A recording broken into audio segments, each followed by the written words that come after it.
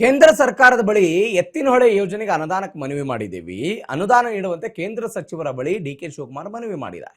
ರಾಜ್ಯಕ್ಕೆ ಬರಬೇಕಾಗಿದ್ದಂತ ಅನುದಾನ ಏನಿತ್ತಲ್ಲ ಆ ಅನುದಾನವನ್ನು ಕೊಡಿ ಅಂತ ನಾವು ಮನವಿ ಮಾಡಿದ್ದೀವಿ. ಪರಿಸರ ಮತ್ತು ಅರಣ್ಯ ಸಚಿವ ಭೂಪೇಂದ್ರ ಯಾದವ್ ಅವರನ್ನ ಭೇಟಿ ಮಾಡಿದ್ದೀವಿ. ಅದೇ ರೀತಿ ಜಲಶಕ್ತಿ ಸಚಿವರನ್ನೂ ಕೂಡ ಭೇಟಿ ಮಾಡಿ ಸಮಾಲೋಚನೆ ಮಾಡಿದ್ದೀವಿ. ವಿ ಸೋಮಣ್ಣ, ಪ್ರಹ್ಲಾದ್ ಜೋಶಿ ಅವರನ್ನ ಭೇಟಿಯಾಗಿದ್ದೀನಿ.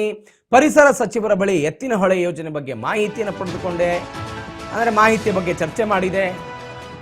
ಹೀಗಂತ ದೆಹಲಿಯ ಕರ್ನಾಟಕ ಭವನದಲ್ಲಿ ಡಿ.ಕೆ. ಶಿವಕುಮಾರ್ ಹೇಳಿಕೆ ಕೊಟ್ಟಿದ್ದಾರೆ. ದೆಹಲಿಯ ಕರ್ನಾಟಕ ಭವನದಲ್ಲಿ ಡಿ.ಕೆ. ಶಿವಕುಮಾರ್ ಪ್ರತಿಕ್ರಿಯೆ ಕೊಟ್ಟರು. ಕೇಂದ್ರದ ಯಾವೆಲ್ಲ ಆಲೋಚನೆಗಳನ್ನ ಕೇಂದ್ರ ಸರ್ಕಾರದ ಬಳಿ ಅಥವಾ ಸಚಿವರ ಬಳಿ ಏನೇನು ಹೇಳಿದ್ದೇನೆ ಅನ್ನೋದ್ರ ಬಗ್ಗೆ ಅವರು ಹೇಳಿದ್ರು, ಮಾತನಾಡಿದ್ದಾರೆ ಡಿ.ಕೆ. ಶಿವಕುಮಾರ್. ಅದು ನಾವು ಅದೇ ಕೆಲಸನ ನಮ್ಮ ತುಮಕೂರು ಭಾಗದಲ್ಲಿ ಮತ್ತು ಹಾಸನ ಭಾಗದಲ್ಲಿ ಅವರು ನಮಗೆ ಕೆಲಸನ ನಿಲ್ಲಿಸ್ಬಿಟ್ಟಿದ್ರು. ನಾವು ಅಲ್ಲೇ ಅರ್ಧ ಕೆಲಸ ಮಾಡಿಬಿಟ್ಟಿದ್ವಿ.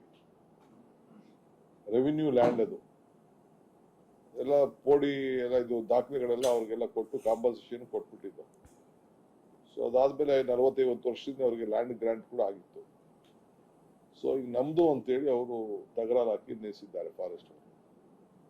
ಇನ್ನು ಅವ್ರ ಹತ್ರ ಜಗಳ ಬೇಡ ಅಂತೇಳಿ ಅದಕ್ಕೆ ಆಲ್ಟರ್ನೇಟಿವ್ ಲ್ಯಾಂಡ್ ನಾವು ಯಾರೇ ಪ್ರಪೋಸ್ ಮಾಡಿ ಈಗ ಅಲ್ಲೇ ನಾವು ಆಲ್ಟರ್ನೇಟ್ ಲ್ಯಾಂಡ್ ಕೂಡ ಅವ್ರಿಗೆ ಫಾರೆಸ್ಟ್ ಡಿಪಾರ್ಟ್ಮೆಂಟ್ಗೆ ಅವ್ರಿಗೆ ಅದನ್ನ ಕೊಟ್ಟಿದ್ದೇವೆ.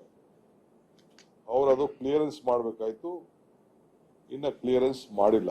ಕೆಲವು ಅಬ್ಜೆಕ್ಷನ್ಸ್ ಏನೋ ಕೆಲವು ಹಾಕಿದ್ದಾರೆ. ನಾನು 3 ಸತಿ ಈಗಾಗಲೇ ನಾನು ಭೇಟಿ ಮಾಡಿದ್ದೇನೆ. ಸೊ ಕ್ಲಿಯರ್ ಆಗಿಲ್ಲ. ಅದಕ್ಕೆ ಮತ್ತೆ ಬಂದು ನಮಗೆ ಬಹಳ ತೊಂದರೆ ಆಗ್ತದೆ, ಪ್ರಾಜೆಕ್ಟ್ ಕಂಪ್ಲೀಟ್ ಆಗಬೇಕು ಅಂತೇಳಿ ನಿನ್ನೆ ಕೂಡ ನಾನು ರಿಕ್ವೆಸ್ಟ್ ಮಾಡಿದ್ದೇನೆ.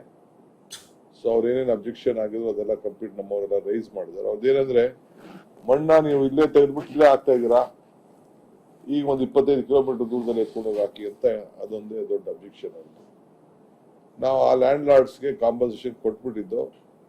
ಕ್ಯಾಬಿನೆಟ್ ಅಲ್ಲಿ ಕೂಡ ಎಕ್ಸ್ಗ್ರೇಷಿಯಾ ಅಂತ ಕೂಡ ನಾನು ತೀರ್ಮಾನ ಮಾಡಿ, ಯಾಕೆಂದ್ರೆ ಕಾಂಪನ್ಸೇಷನ್ ಕೊಟ್ರೆ ಫಾರೆಸ್ಟ್ ಲ್ಯಾಂಡ್ ಅಲ್ಲಿ ತಿರ್ಗಾ ಬೇರೆ ಲೀಗಲಾಟಿ ಪ್ರಾಬ್ಲಮ್ ಆಗ್ತದೆ ಅಂತ ಹೇಳಿ ನಾವು ಒಂದು ತೀರ್ಮಾನ ಮಾಡಿದ್ದೇವೆ.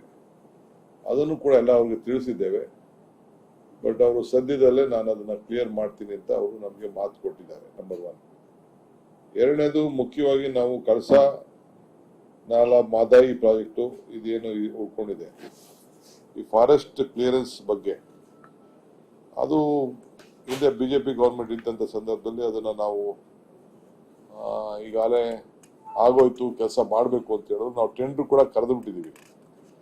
ಈ ಮಧ್ಯದಲ್ಲಿ ಈ ಆಂಧ್ರ ಇದು ಗೋವಾ ಗವರ್ಮೆಂಟ್ ಅವರು ನಮಗೆ ಶೋಕಾಸ್ ನೋಟಿಸ್ ಇಶ್ಯೂ ಮಾಡಿದ್ದಾರೆ. ಫಸ್ಟ್ ಟೈಮ್ ನನಗೆ ಗೊತ್ತಾಗಿದ್ದು ಶೋಕಾಸ್ ನೋಟಿಸ್ ನಮಗೆ ಇಶ್ಯೂ ಮಾಡಿದ್ದಾರೆ.